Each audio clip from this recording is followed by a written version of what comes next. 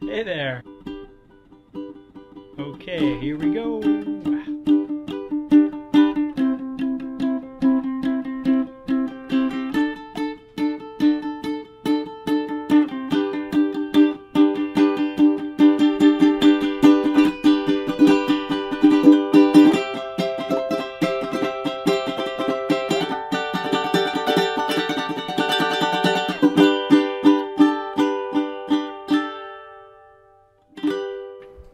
Hello everyone and welcome to the Ukulele on the Ground podcast. My name is Aldrine Guerrero. Joining me are Mr. Aaron, the voice, Nakamura. Say what's up, Aaron. What's up? Mr. Kahai, the legend, Fergan. Say what's up, Kahai. What's up? And today, our favorite guest. It's just hands down favorite guest. You know what I mean? Like as far as all the guests that we've had here, I feel like the most entertaining, the most consistent, the most helpful, the dare I say handsomest? Oh. Guest. Right, Kai? Would you say so? Yeah. Thanks.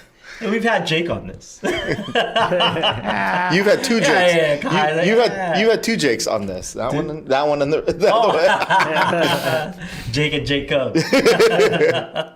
Welcome, Mr. Magic. I hurt my fingies. Mike Odo.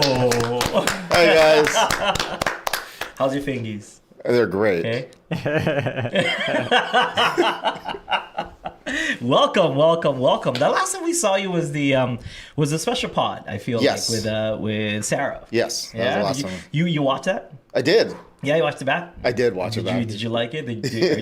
Does everything still stand, or you're like like to make one correction? No. No. No. Okay, you stick into everything that you said. Every time. All right, on. So welcome. What you been up to, man?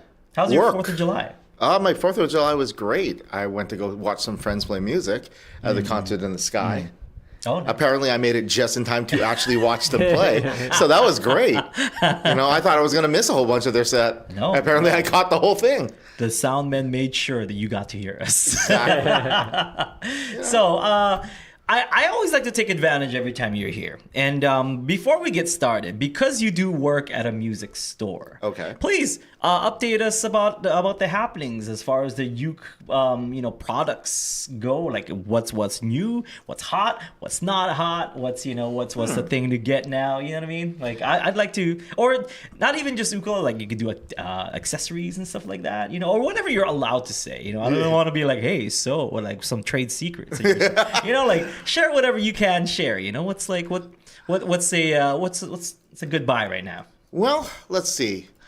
I would probably say the best sellers right now are actually at the beginning to intermediate level sell. Nice. And the two we go with at my store, it depends on the age of the person buying.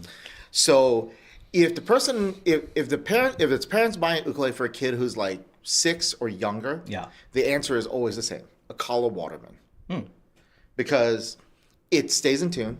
It plays pretty decently. It sounds pretty decent. And as most kids who are 5 to 6 or younger, because we've had kids who are like parents buying it for like 2 and 3 year olds. Yeah. Indestructible. Pretty much indestructible. In that same breath, I always ask, what are you trying to do? Yeah. So if someone tells me, well, I'm looking just for my first ukulele period, I will usually try and steer them towards, like one of those entry-level plywood ukuleles, because I feel like... Oh, no, not pulling punches. You're like one of the plywood ukuleles. Veneer. Right? Yes. Or non-solid top. What do you call it? Non-solid anything. But there are advantages to this. Yeah, okay. Okay. So, for example, if you give someone an ukulele like that when they're just getting started, especially if they're like an older child... Yeah. The thing is that with a plywood or laminate ukulele, you don't really have to worry about things like temperature, humidity, things like that as much. You obviously do have to worry about it. So like if someone's coming to us from, say, Michigan or something like that, I will still tell them, don't forget it on the porch during the middle of winter. Yeah.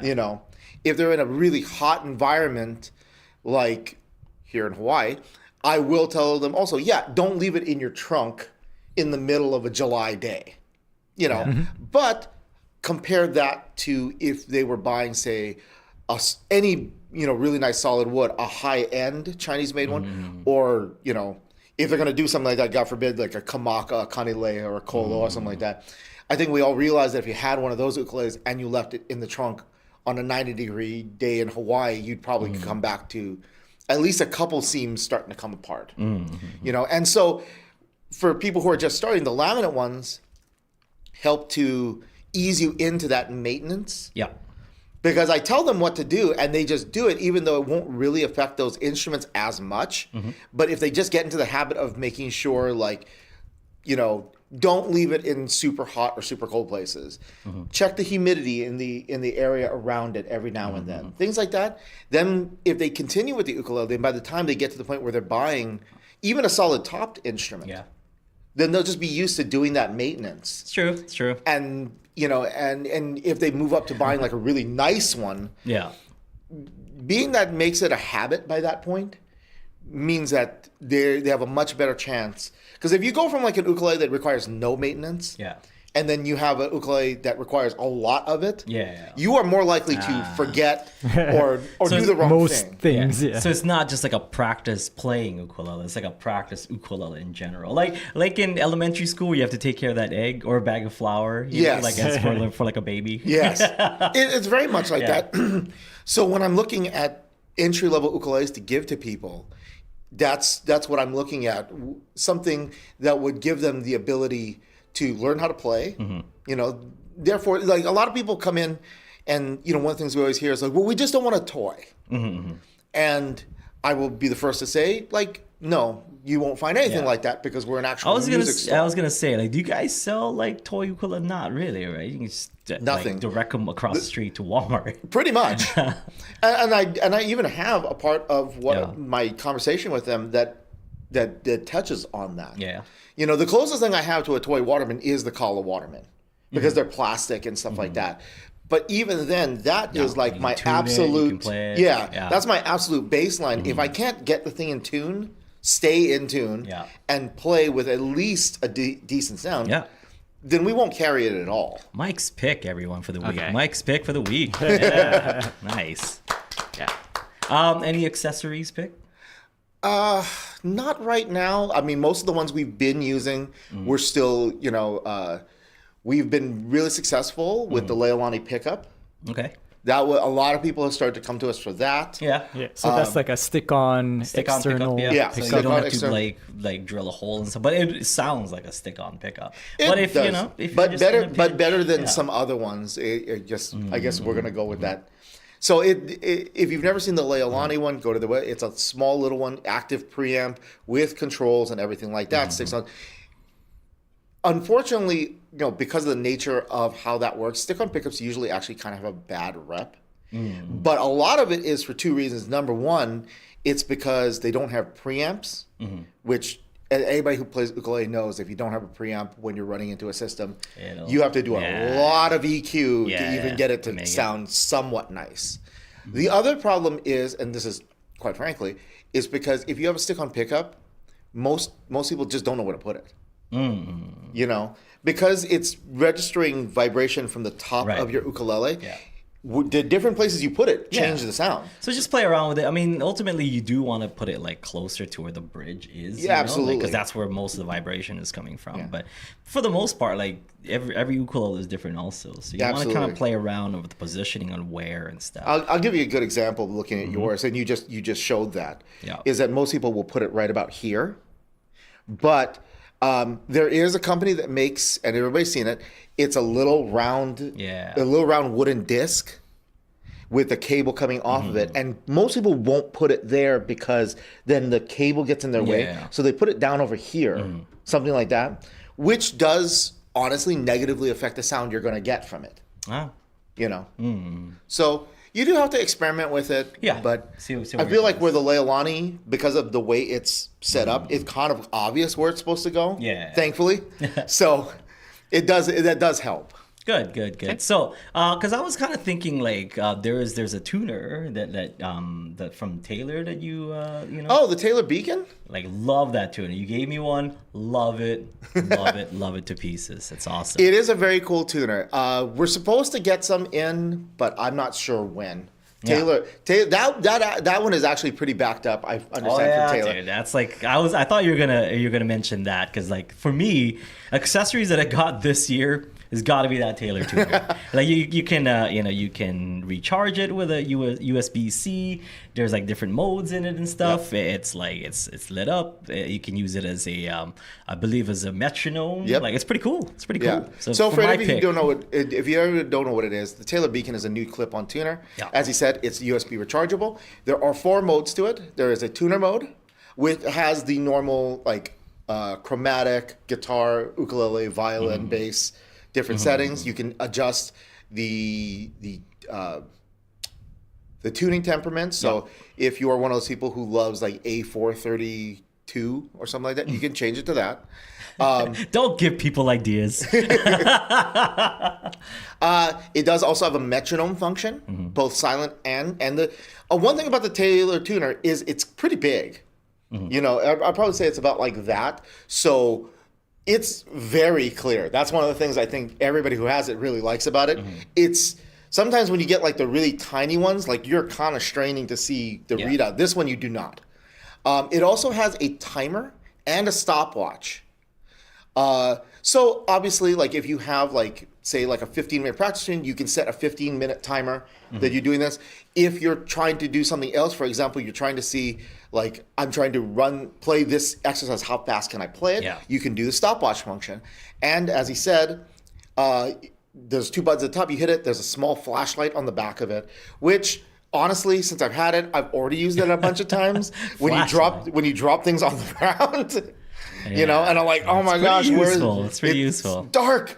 Flashlight. That's my accessory pick of the year. I feel like it's something that I've used pretty much every time I pick up my ukulele and either tune it or practice with it or something. But yeah. Anyway, thank you so much for the update, Mike. Hey, we always like to take advantage. Every time Mike's here, it's like, hey, you're like always on the front lines of of consumerism ukulele-wise. Yeah.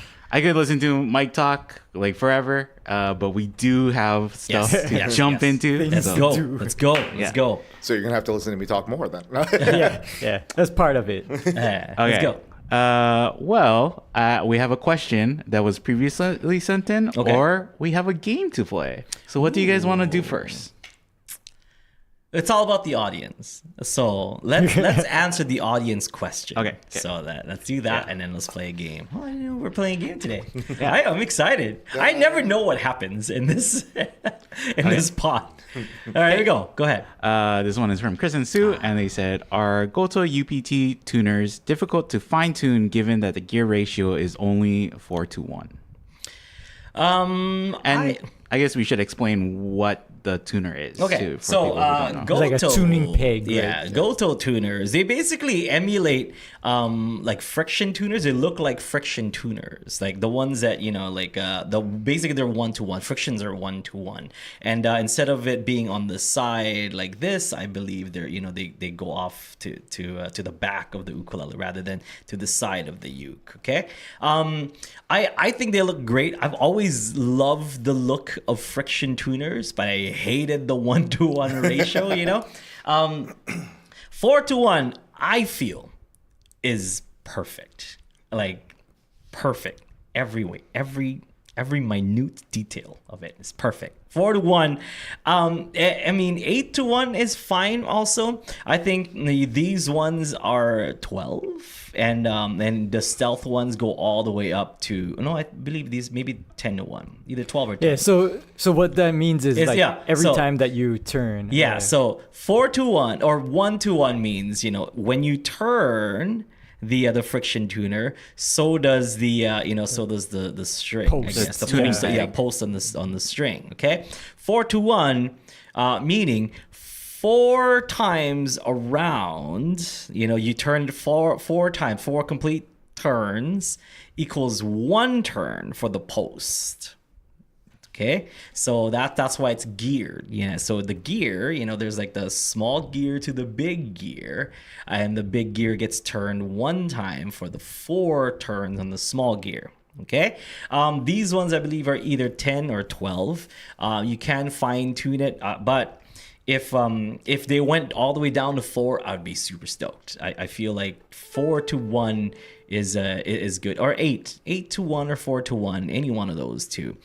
16 to 1 is way too much. That means 16 times that you turn it is equal to 1 complete post turn. Okay, so I don't like just like turning endless turning, and then that's when you gotta like use one of those string winders and stuff, so especially if you're restringing your ukulele. You can't. Some of the ones that are really high, super tiny. The stealth stealth ones tuners. that have that, the stealth tuners, they're so tiny that when I had to restring ones with stealth tuners, I can't, because the thing's so tiny that my winder won't even catch. Yeah. So I mean, I get it. Like aesthetically, they look great because they're tiny tuners. They're stealth, so like they don't have these big gears and stuff like sticking out on the side. They're like they're meant to hide. But the 16 one kills me. I've always been pretty vocal about that. You know, and I know when people are like, oh well, like I know Ukulele uses a lot of those, especially on their on their custom models.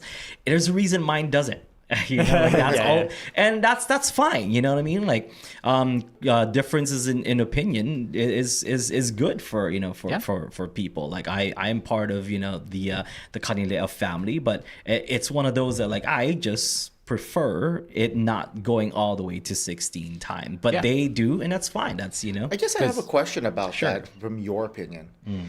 Between it, so you must have at least one with the 16 to 1s, right? Yeah, the Taylor. Oh yeah. Okay, so the question is, do you actually notice the difference? The fine tune adjustment. Yeah, like do you really get like between like a 12 to 1, 10 to 1, which this would be, versus a 16? Do you actually notice much of a difference? You guys are gonna... No, go for it. No, okay. No. Like that's it. I mean, it's this whole like, oh yeah, it's 16 to 1, so you can really get into it. No. It's okay. It's just like the reason why I pay, or not, they pay, I guess. I like the premium locking tuners from Gilbert's. There's no like, there's no latch back. They're locking tuners. With those 16 to 1, there's some turns that don't do anything. And then like if you turn it even a little bit, it goes too much, so it doesn't catch. It's not. And that might be normal for normal tuners, but I'm just so used to locking tuners that like every move like makes a difference. Right. But that one, there are some turns that it doesn't quite do it, and I'm so sorry that like, and it could be the bearer just of bad like the friction of the nut or like any other thing that causes it to do that. There's so much things that could be that could be. I also wonder if it's the difference in tension between nylon strings and steel strings. Maybe it will stretch and stuff. Yeah. So but that's all. It's tough to tune some of those 16 to 1 tuners because there's some turns that don't make a difference, and there's some turns that like will overdo it to compensate for the. And as someone who's restrung a bunch of them at a music store, let me tell you. Yeah, have you? Have you? A bunch, yeah. Like no, have you noticed a difference? Oh no. Right. So yeah. So it. I'll just say this because I work at a store, but I don't work for any company per se. The best tuners I've ever seen on a ukulele are these ones. Yeah, for sure. But that's why you pay a premium for these, and they're also heavy though.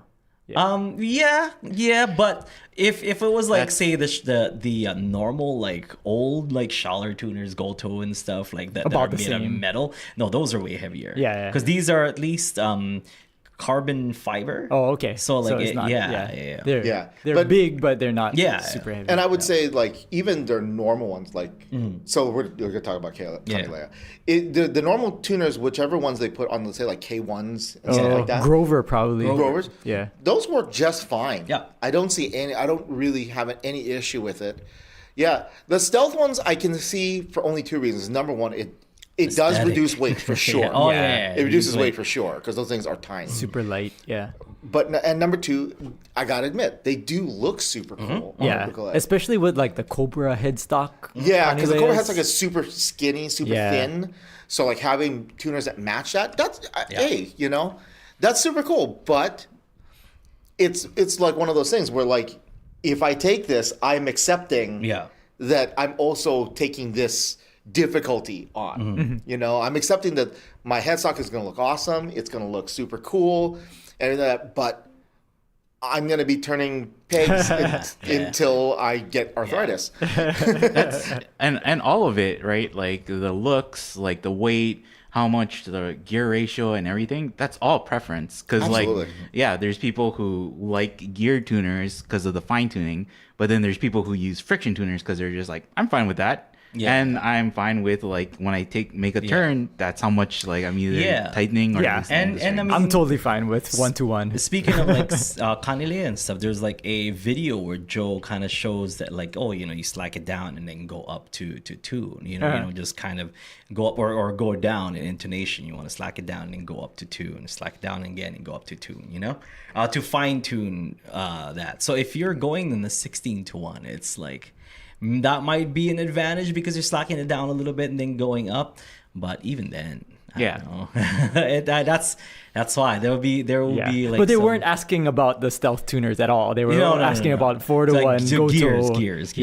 So the 4-to-1 gear, I feel like is if I could have it, you know, like. And I do like those ones because I was working at a Kamaka dealer when they switched over from the old friction tuners to these new ones. And the first shipment we had with them, I was like, whoa, it's so much easier to get into. They're sick. I love it. I love it. That's the thing with the friction tuner. The good part is if you're restringing, it's quick. Yeah. You know, you just turn like 3-4 times and boom, you're already kind of in the range already. And some people like friction tuners or might like those Goto tuners because they like that classic look, right? That it makes the ukulele have. Well, and as we were just talking about, I just recently sort of inherited a vintage Martin from the 60s. I think it's from the 60s. That has the 4 coming out the back friction tuners. Now, I do want to play the thing, so that's the tuner I'm probably going to replace them with. And just keep the tuners.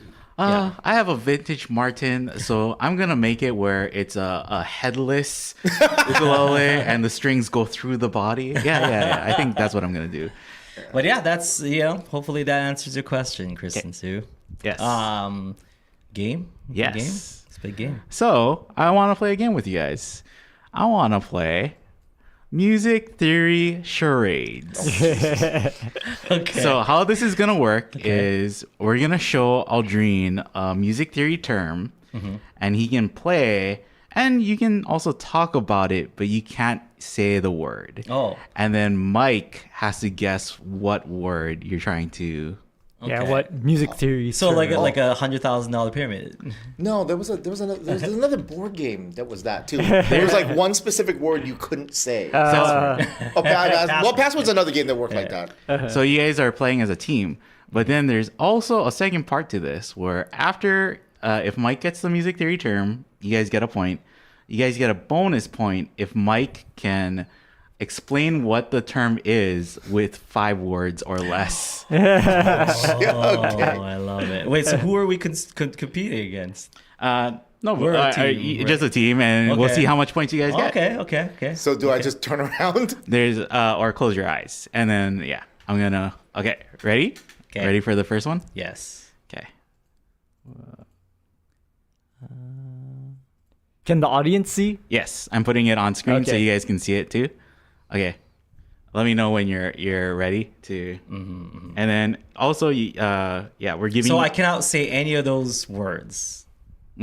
Yeah. Okay. Taboo. That's the game. Taboo. I cannot say any of those words. Okay.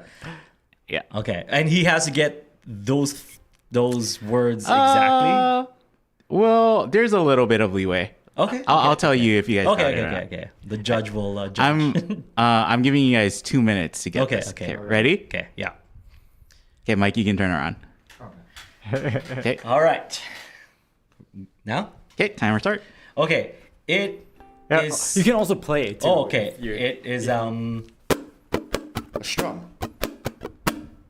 Accent. Downbeat, downstroke. The one. It's not.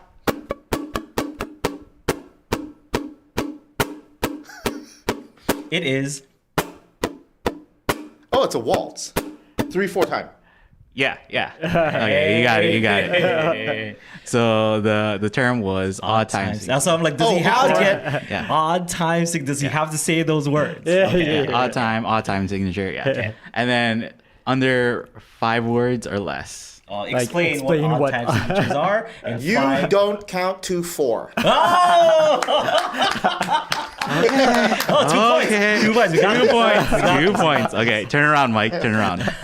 Okay. Okay. Okay. Ready? Wait. Not yet. Okay, you can turn around. All right. Okay, ready? Right. I'm gonna start the card. No. Okay, it's not. Dynamics, louder. Forte. Mezzo forte. Mezzo-piano. Yeah. Okay, you got it. What is mezzo-piano in 5 words or less? Kind of soft. That's 3. Yeah, no, it has to be 5 or less. words or less. I guess 5 or less. That's what Kai said. Kind of Oh, soft. kind of soft volume level. Okay. Because it's answered in 5. Oh, okay. So I should be aiming for answered 5. Okay. Yeah. Okay, ready? Mike, turn around. Or... All right. Okay, thanks. Yeah.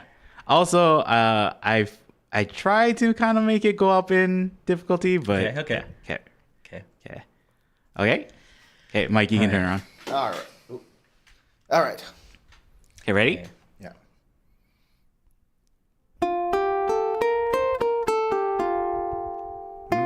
Arpeggio.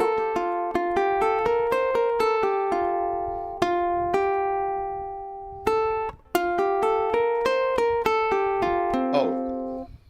Scale. Major. Conducting. In church, what is the thing In church. that signals everybody to go to church? The bell. Bell tone. French word. French word for bell tone. Oh, I don't know this. Style. That's the style. Oh, Campanella. There it is. Yes, okay. Campanella. Okay, got it. That was pretty good, actually. The thing. Yeah. I can talk, right? People go to church. Yeah. A French word for it.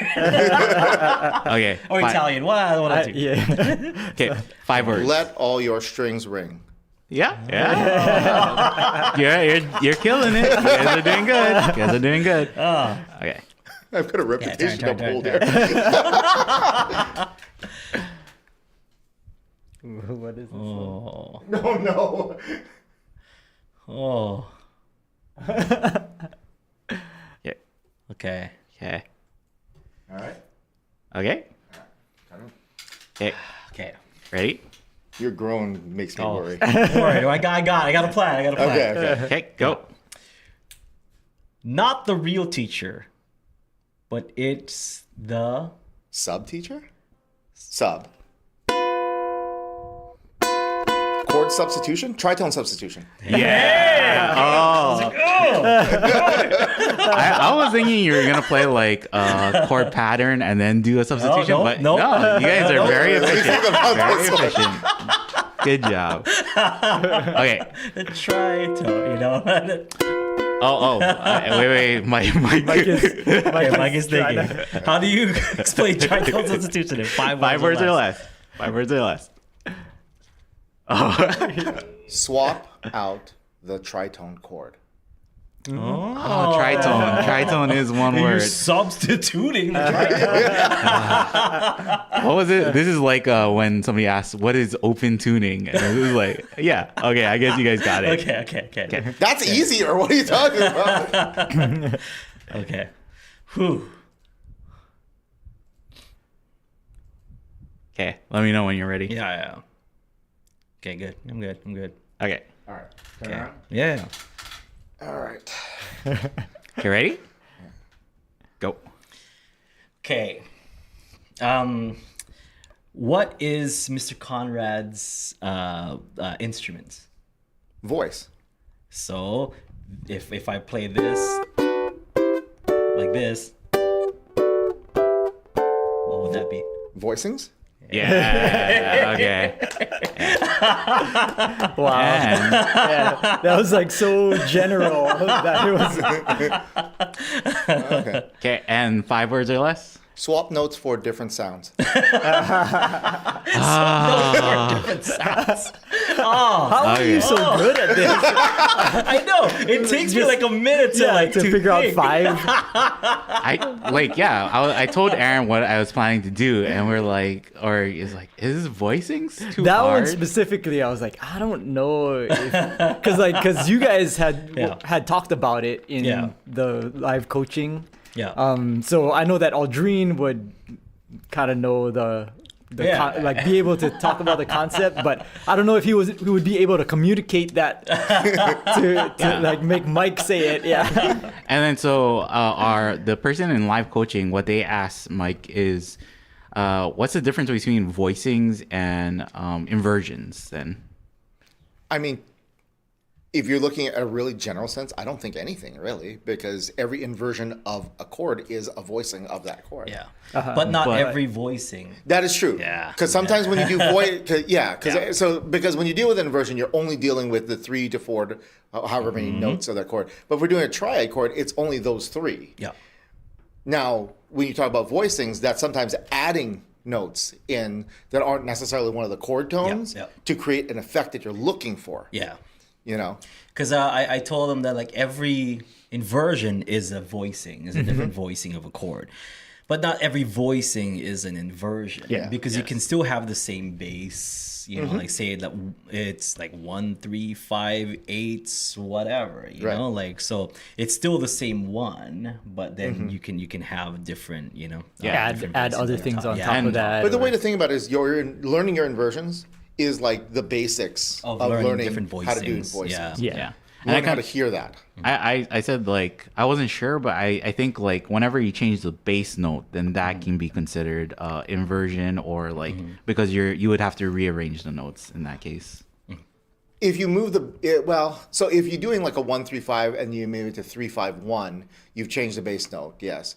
If you mean like moving from one to another, if you take the bottom note and move it somewhere else, yes, that would be correct. As far as inversions, As far as inversions going, because you would go from 1-3-5 to 3-5-1 to 5-1-3 until we start adding in 7s and 9s and 13s, and that just goes on and on. Yeah. Okay. Yeah. Good job, guys. Good job, Mike. Was that the last one? Yes. That was yes. impressive. killed it. Okay. So now I know I can go harder. Go for it. Okay. I thought it was gonna be like hard. Oh, okay. Okay. Yeah. Thanks, guys. No. This was good for this was good for volume 1. No, keep it. Make it as hard as possible. I don't have to answer in 5. Right? Well, maybe the roles will be reversed next time. So. Oh, good idea. Good idea. You gave us the perfect roles. Okay. Okay, so why don't we ask the audience if they have any answer in 5 questions? You guys have any answer in 5 questions? Or questions in general. Or questions in general, and we'll just answer in 5. We do have questions. Do you want to do questions and should we also? Oh yeah, we have the we have the winner. We're gonna announce the winner for the songwriting challenge. So Kahai, what is the songwriting challenge? Oh yeah, our last songwriting challenge was pretty simple. Just write a sci-fi song. Yeah. So I listened to all the submissions. Really good, by the way, guys. Yes. You guys nailed it. I love the kind of spacey, almost like, you know, what's the word for it? It's definitely spacey. Like all of them, if they kind of have that very like ethereal sci-fi spacey kind of sound, and not like space as in space, but like spacey as in, you know, almost like a phase shifter, like kind of tone to the songs. But really, really, really great, guys. There was a like somebody just wrote lyrics or a poem and stuff. Beautiful. And Chris and Brian both wrote kind of like that spacey, like sounding songs. I think so. Brian wrote about like a story of like Hollow Earth. Yeah. And then Chris wrote about like AI. Like sentient, like AI love, like something like that, you know.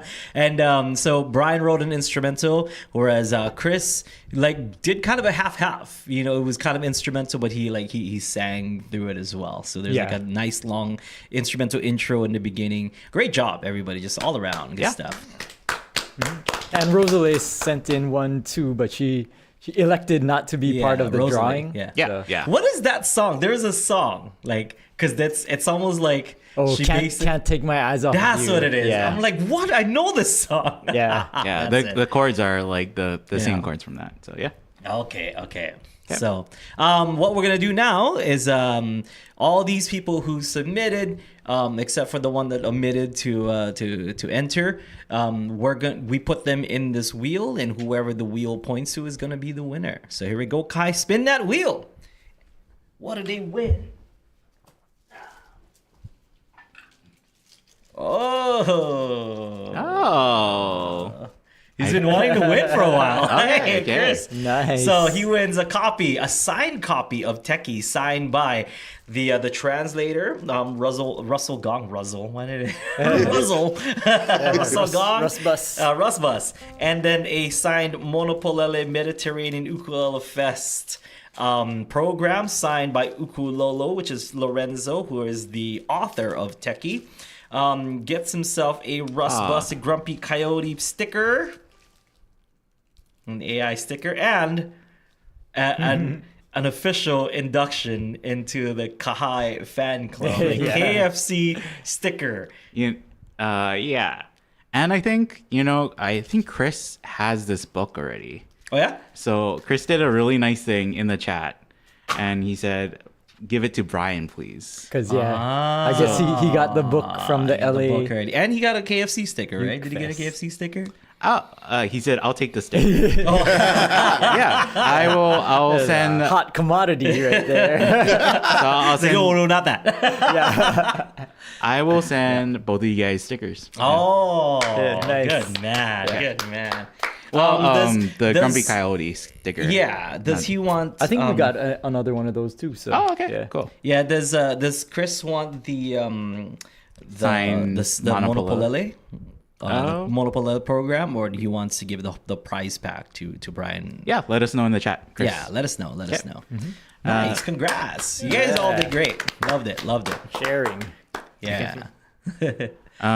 So let's answer some questions. Okay. This is what the podcast is all about. Viking Norm said, "What is a good starting book? Don't really want to learn to read music."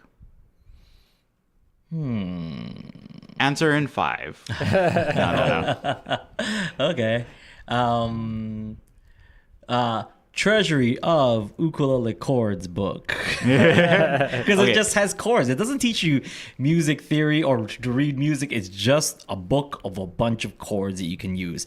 Play throughout all those chords and hear what they sound like and their characteristics, and then use them. Basically, is what it is. Yeah, so, look up chords on the internet for songs and... Treasury of Ukulele. Treasury of Ukulele Chords book. Okay. Mike, you got a recommendation? I'll preface this with, if you don't want to learn to read music, then a book is kind of productive to that. Go to Ukulele Underground, please. Oh, good answer. Good. That was a company man answer. Another one is like the 365, because it's just like chords and stuff. So if you want to do that, there's just a bunch of songs, or any kind of chord song. There's I think it's called the Daily Ukulele. Daily Ukulele. There's like 2 of them too. I don't know which one of you guys gave me like the Beatles Ukulele Beatles songbook, but I have a songbook of all like the Beatles songs. Somebody gave it to me. Who was it? One of you guys? Was it Somebody me? gave me a book like that, but no. Never mind. If I say it, they were like, "Oh, you're dropping names again." No, I got it from someone famous.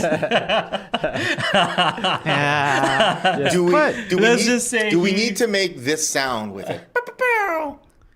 No. Okay. But No. they can't be as famous as Funkmaster Mike. No, so it doesn't. Why does it matter, right? He does like burgers. Yeah. Yeah, They're that guy's like, cool. "Oh, they're dropping names again." Okay. Got it for somebody. Okay. Andre said, if I want to test the ukulele in a music store, what should I play as a relative beginner in order to get to know the instruments best? Any magic tips or so? Answer in 5? They asked for you by name. I guess so. The one piece of advice I give to people, especially if you're going to try multiple ukuleles, is you're not there. I mean, it depends on your level, obviously. But the first thing I would say is pick a piece that you know basically inside out, forward, back. You don't have to think about playing it. Okay? Because if you are trying to remember what the chords you have to go to, what the picking is to play it, then you're concentrating on that and not how the instrument feels in your hand. So it's kind of, I equate it like to wearing shoes. You don't have to remember how to walk to try on a pair of shoes. You just have to pay attention to how the shoes feel. Aaron would actually be good to talk about it because he runs. So like when you put on a new pair of shoes to go running, you're not remembering the mechanics of running. You're just paying attention to how it feels on your feet. Yeah. So the same thing with the ukulele. Pick something you know really. It doesn't have to be something difficult. Matter of fact, depending on your level, it shouldn't be something difficult. Mm-hmm. You know, because again, like it would be different if this guy's trying something because he's far more advanced.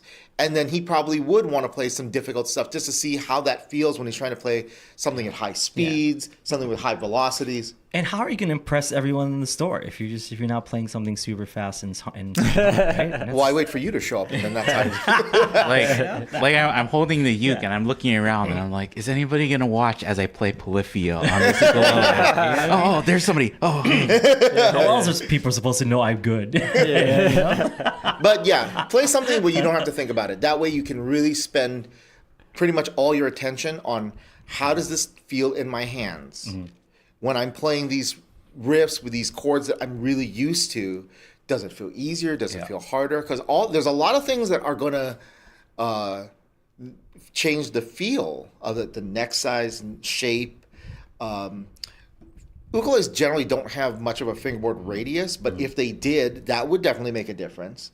For guitarists, that makes a giant difference depending on how curved or flat the fingerboard is. Mm-hmm. As a bass player, I can tell you that makes a giant difference. And so, you know, all those things, you put them all together. But if you're thinking about those things, then you're not really paying attention to the instrument. You're paying attention to your hands. Mm-hmm, mm-hmm. So. Mm-hmm. On a side note, it's little comments like that I'll make, and just jokingly and stuff. When we were in Italy, and I was hanging out with George Elms and what's his name? Pete Moss.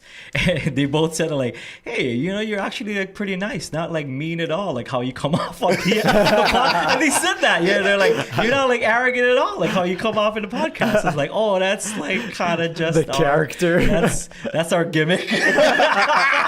Like I'm actually super. Yeah, okay. And I was kind of embarrassed a little bit. I was like, oh yeah, sorry, that's just sorry to disappoint. I don't know if I disappointed you, but you should have just gone full heel. I should have, you know. And I'm like, a heel in this show, but I'm not a heel in person. You know, it all. Well, I only kind of nice. I only show the real me to people who are worth it. Ooh, okay. No, back also, into the character. is it you can play anything except for Stairway to Heaven? It's like in a music store. How many times a week do you hear that song?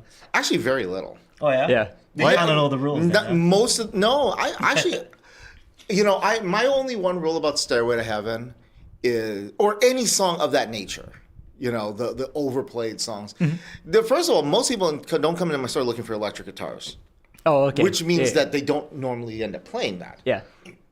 But if they were, my only thing is like, The only thing I can't handle is like if someone were to come in and play like Stairway to Heaven, like the whole thing, or like most of it, start singing I'd have no problem with it at all. I dig that song actually a lot. What I hate is people who like play the opening part and then loop Play it again. Yeah. over and over and over and over. It's the same thing. Well, that's why. So you gotta tap the sign. don't use that to try out multiple different ukuleles. Yeah, pretty much. Don't do that. Yeah. You know, it's the same thing with people who walk into the store, sit down on your piano, and play like the first 2 bars of Fur-Elise over and over again.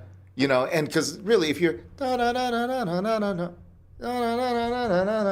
over and over again, Yeah, just that one part. it just grinds Pretty on much you. any song that in that in that case, any song would kind of be crazy. Right? There's just some that tend to, I guess, tend to like pop up more when people do that. You know, for piano, it's Fur-Elise, Chopsticks, Heart and Soul. Heart and Soul is a different one because as I used to teach piano and I heard that song so much. I have one rule when people start playing it. You can only play it if you can sing the lyrics. Yeah. And since one 90% of knows. people don't actually know the lyrics, Yeah. that ends that song. Heart and soul. Da, da, da, da, da, da, heart and soul. Yeah. Would you be okay if, because he said he's a beginner. Yeah. So would you be okay if he went through a bunch of ukuleles and just played a simple C scale? No, not at all. Yeah. Yeah, that So makes That's so that would honestly, be honestly, when pretty people good. are testing best, ukuleles, that's kind of what I tell them to do. Yeah. Like play a scale or just play like a basic 1-4-5 over and over again. I said if you have a little chord progression that you just know cold, Yeah. do that over and over again. Listen to the difference in tone because if no matter what ukulele you're getting, if it's like $350 ukuleles that you're looking at or $1,500 ukuleles you're looking at, they are gonna. Admittedly, the $350 ones are probably gonna sound closer to each other, but they're still gonna sound different. Yeah. And I think I've talked about this before. Is like I have this kind of like I think of it like the tournament of death for ukuleles, and you start off with all the ones you want, and the ones and it's feel. How does it feel in your hands? Does it feel comfortable? Everything like that. I talk about size and stuff like that. Anything that doesn't feel comfortable to your body, that's how it gets eliminated. Yeah. So what's left? Whatever's left goes to the second round. The second round is how does it sound? Because if it feels really good, but doesn't. Okay, so go back. If it doesn't feel right to you when you're playing it, that's like wearing the wrong size pair of shoes to me.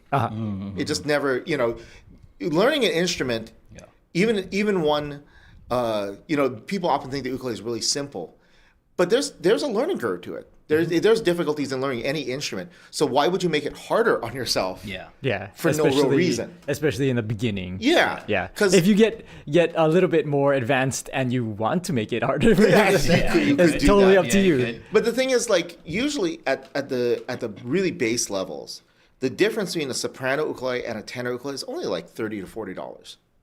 It's not some giant leap in price. Yeah. So Like the entry it's level. Might as well worth get yeah. the better it's worth it. feeling It's one, worth yeah. it to that. So then whatever makes it past that round, then is the sound round. Yeah. Play the same thing. How do you like how it sounds? Does one immediately just pop out to you as like, wow, I love the way this thing sounds?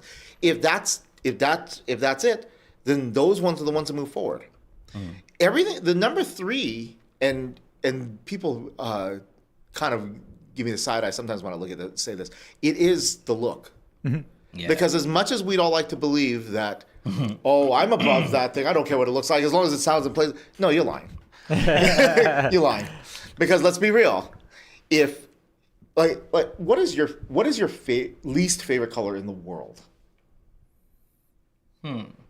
I don't know, because it just depends, like what I see it with. I hate that question. Okay. Because If I took this ukulele that you love, yes, and painted it. what color could we stain it that you would absolutely make you go ugh?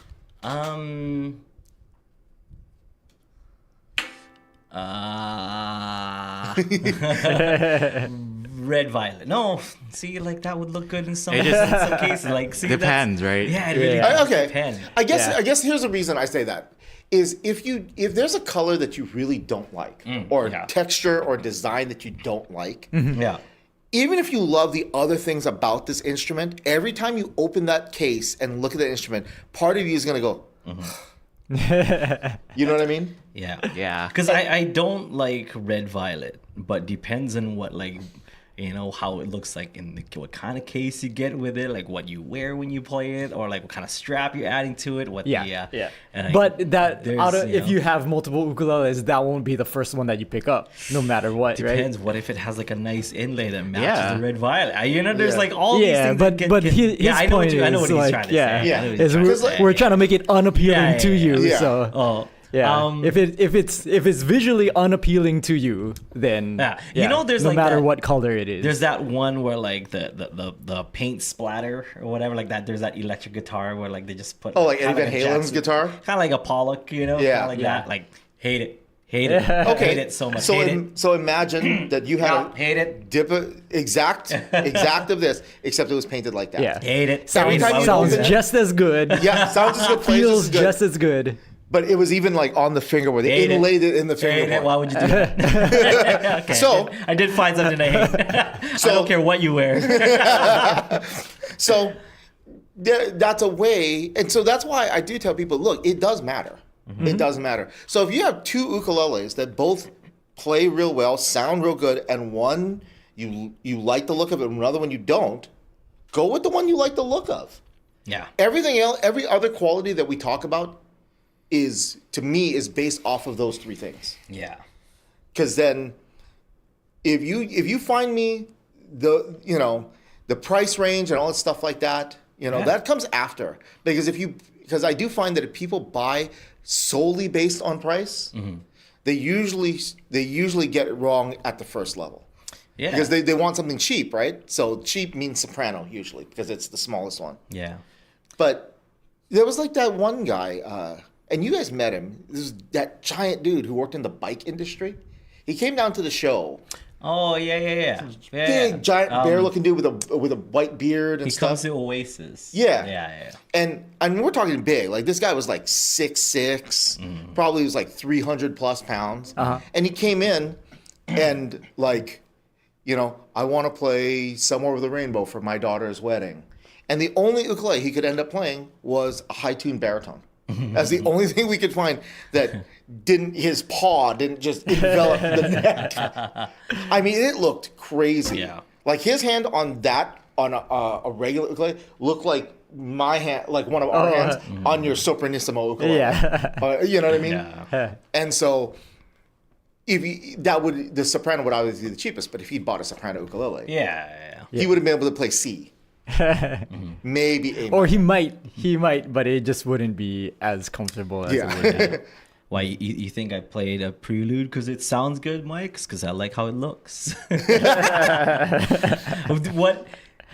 Take a wild guess. So we're talking about like what how you would test out an instrument and stuff. Like take a wild guess. I have a song that I play every time to test an instrument. Guess that song.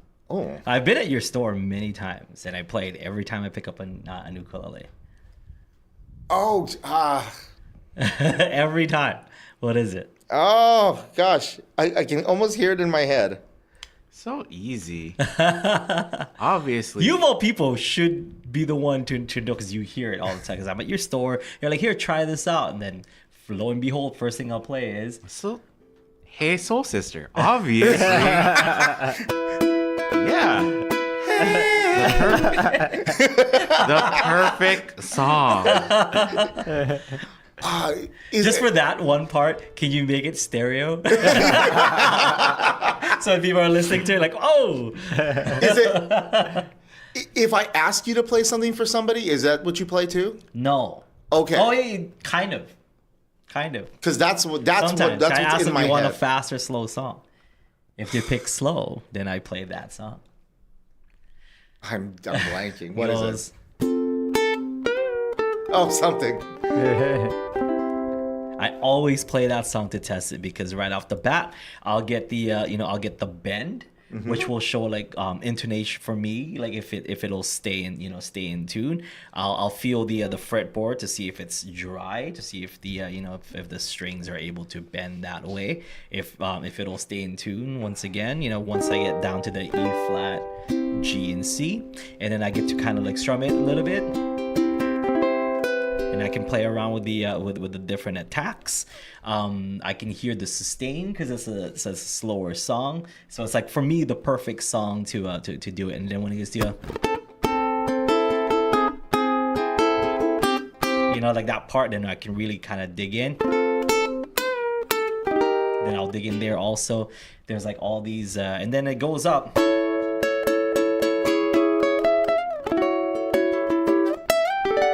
To hear what it sounds like up here as well. So I feel like for me, that's always my go-to song because it checks all the boxes. Yeah. I thought you'd get it. I thought we were like same wavelength. We did so good in the used up all my brain power in the music theory quiz. I was taking notes, so next time I go into the music shop, it's Heart and Soul, Stairway to Heaven. You should remember that because that was banned in that was prohibited in band too. I think I can still play For Elise on piano. I haven't played piano in a long time, but I think I can still do it. So. Just come on. Stop it. Okay. All right. Do we have time for one more? Yeah, sure. But we also Peter Moss. Hey, Peter Nice. Moss. Yeah. So yeah, it was Pete, and it's like, hey, not at all. Like you are in the shows. I heard my name. Pete Moss, everyone. Pete Thank Moss, you. the great. Pete Moss, the great. So good. Sorry, I wasn't to your expectations, and I'm like. Yeah. Yeah. And then we have this question from Ukulele Overcast. Yeah. Uncle Magic Mike, how do you find your first pedal board? Oh. Okay. Now, are we talking about a pedal board or a first pedal? Yeah, you go pedal first before you go You're- pedal Yeah. board. You're wearing the perfect shirt for it, Yeah. right? Yeah. Yeah. Pedal board suggests that you have multiple pedals to put in a board. So, Yeah. yes, let's have you answer first. Pedal. Well, okay. Actually, my first pedal is almost a pedal board in and of itself.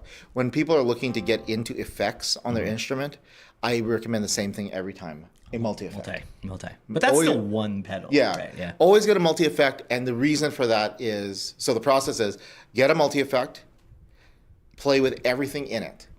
Especially if you have one of those multi-effects that allow you to separate the presets. Because like my first was a Zoom 506, and there was a bunch of cool effects on it, but you also couldn't split anything. So if there was like reverb and chorus, I couldn't split the two to only get chorus or something like that. And a 505. 505 too. Awesome. Love that. Zoom pedal. 506. Dude, That's the 505 bass is one. So good. Yeah.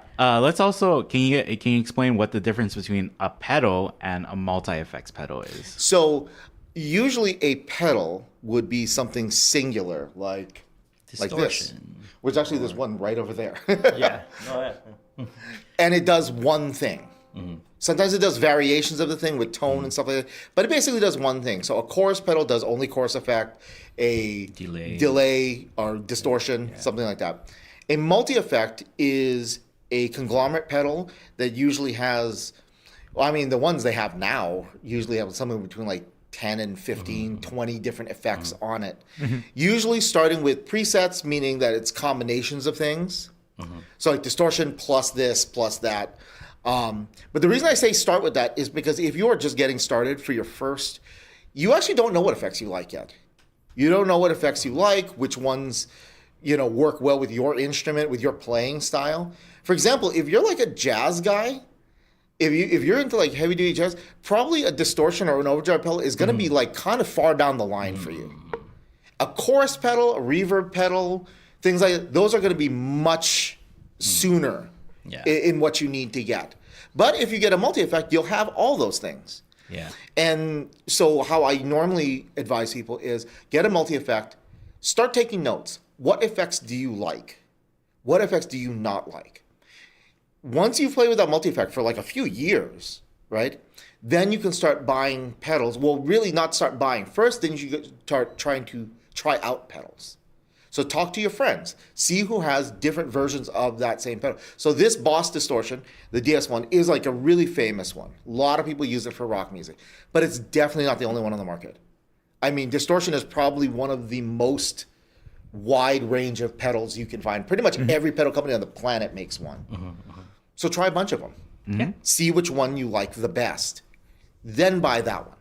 Yeah, and even like if Ukulele Overcast comes into the shop and they say like, "Can I try out pedals?" They can plug in something and then try it out. Oh yeah. I mean, pretty much any pedal we have, we'll pull it out and let them try it and stuff like that.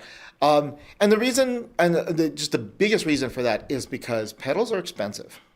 Pedals are really expensive, or they can get. Yeah. Even the DS1, which is like a super basic, it's like $70. Yeah. $70. Because like if you think about a multi-effects pedal, which might cost you more in the like short term, I guess, or like the immediate term. Yeah. And then to get all the pedals equaling to the multi-effects. Oh yeah, we figured that out one time. So oh gosh, what's the model? It's something -1. It's a Boss. It's the GT1. It's the Boss GT1. It costs $220. I have that. The GT1X with the pedal. The little gray one? The expression pedal.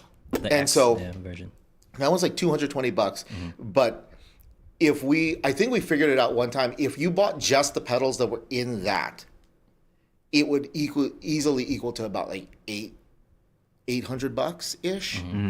So seems a lot smarter to buy a $200 pedal that you can play with. And because then what if there's like an effect that, like I said, like if you're a jazz guy, that distortion pedal is going to be far off from when you You don't want to hear like giant steps with metal zone? Come on. So cool. That's the first thing I'm buying. But if your mind is the type to go to giant steps with a metal zone, that's definitely something advanced. You're thinking about that far. This advice is also usually thought about for people who are within like their first couple years of playing. They've just bought the amp, they've just bought the guitar or bass, whichever, you know. Obviously, I don't use a whole lot of effects for bass, but the GT1B for bass, I tell people all the time, dude, just get that thing. Because unless you're trying to like be like crazy Bootsy Collins, funkadelic, crazy effect, you do not need a whole lot. Like I've said this many times, my most used pedal for my bass is my volume pedal. That's it, which for a lot of people doesn't even count. You know? For my electric guitar setup, do you know what sacrilegious setup I have? Don't you have like multiple distortions into each other? The one that I play with, say with the Pelican Band, if I go jam with the Pelican Band. I know there's a metal zone in there somewhere. No? No. Didn't you used to do that? That's what ukulele. We're talking ukulele. I'm talking guitar.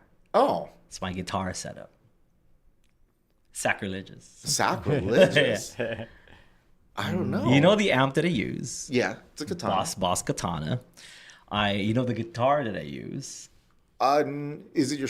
Well, you have a couple. I have a Les Paul. Okay, you're using Les Paul now. I use a Fender 65 pedal. It's like it's Isn't that a reverb?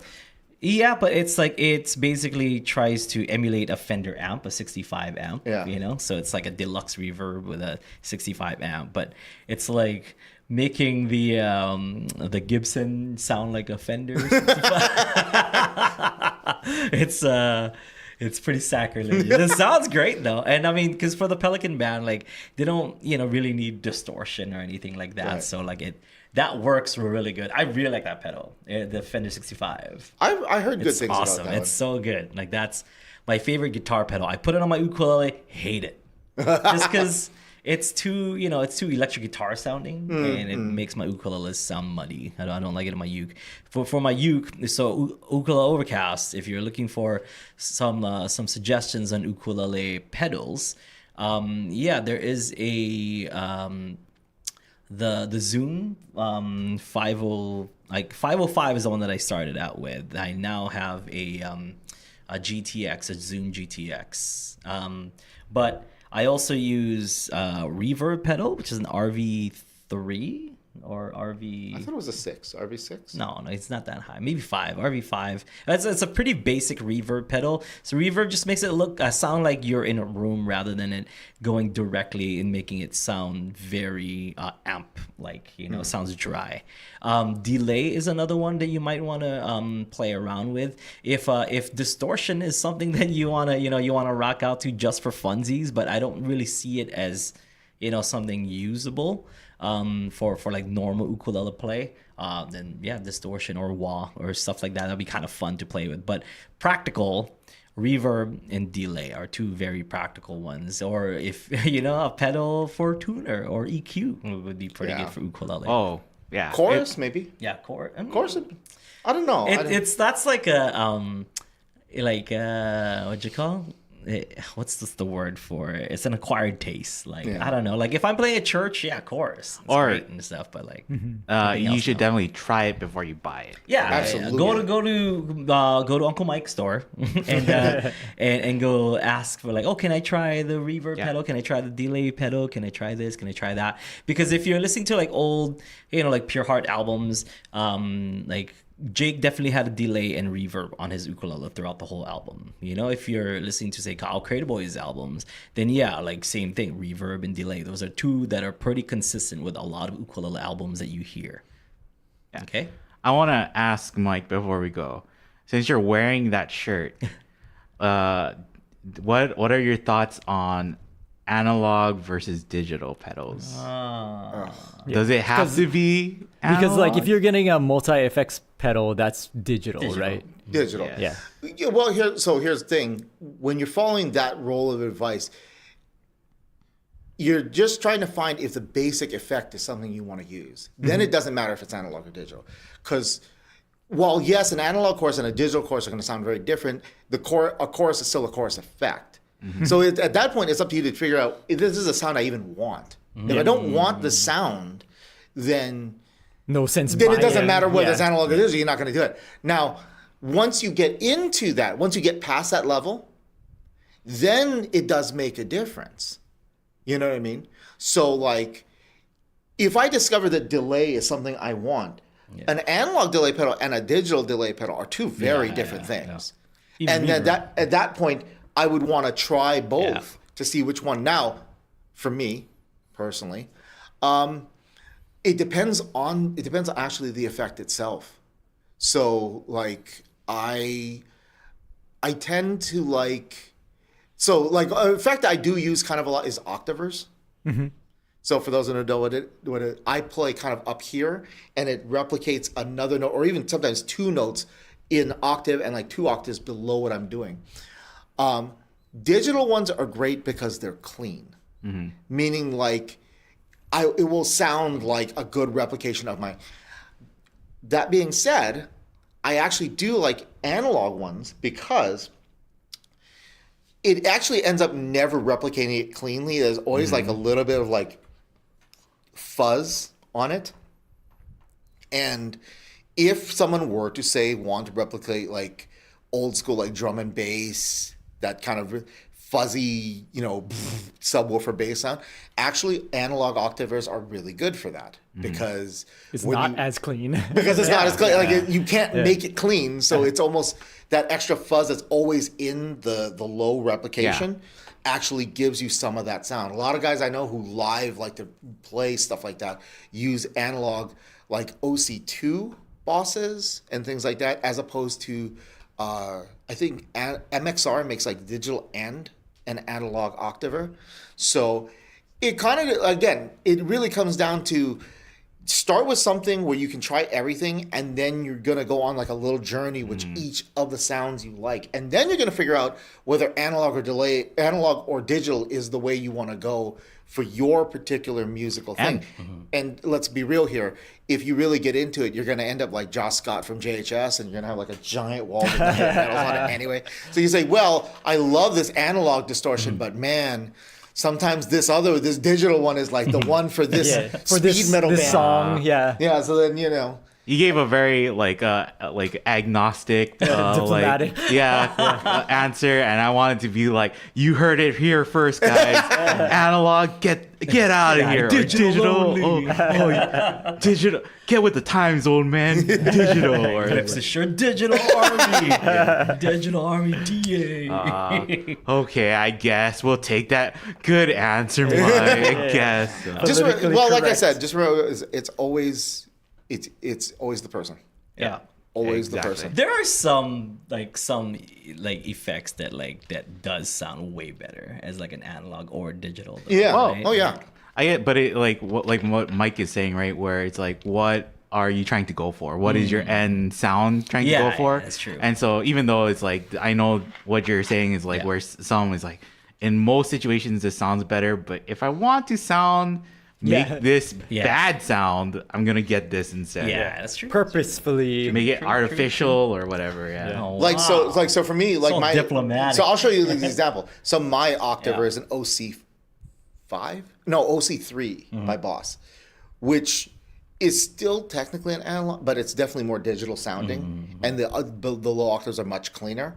So if I want to do that kind of weird 808 drum and bass thing, I actually have to add another pedal to make that happen. But the OC2, which is the old octaver that's not made anymore, I wouldn't generally get that one because the OC2 really, it leans itself towards that, and so I can't use it for other things. And if I have to choose between one of the two pedals, I'll take the one that starts clean and that I can fuzz it up, than the fuzzy one that I can't clean up. Yeah. Because I use a Crybaby wah. Yeah. Like, sounds awesome. Like, you want an analog, but then I have a digital delay because I like the delay to be clean on my ukulele. Exactly.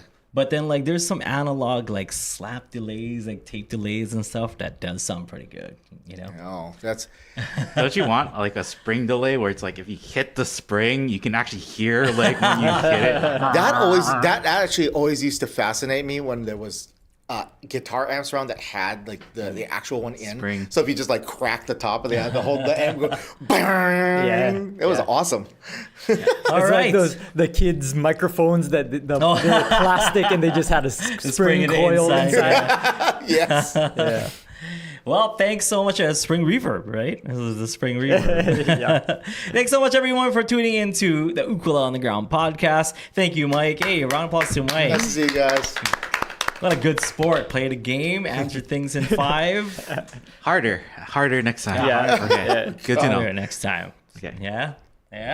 Hi, don't be so soft, man. This is the level set. yeah, I'm gonna the next time. Easy. We went like this. Yeah. The next time I'll give the words to Aaron, and if Aaron goes like, "Ooh, I don't know about that," it's like, "Okay, for sure, that one." Yeah. Harder than that. Yeah. You're gonna give the terms of Start it off with. how do you even say that? Oh. That's what he's gonna do. He's gonna start looking for obscure terms. Only Latin and French words. Yeah, Campanella was a tough one. Like, no, Bills, it was a French word. I mean, he knew fancy words like Mezzo-piano. Yeah. That's not fancy in 14. music. It's not, yeah. You learned that I'm day just 3 saying, in band. it's fancy French words. Or that Latin. Italian. All of those. Okay, anyway, we'll see you folks next time. Have a great one. Aloha, we love you.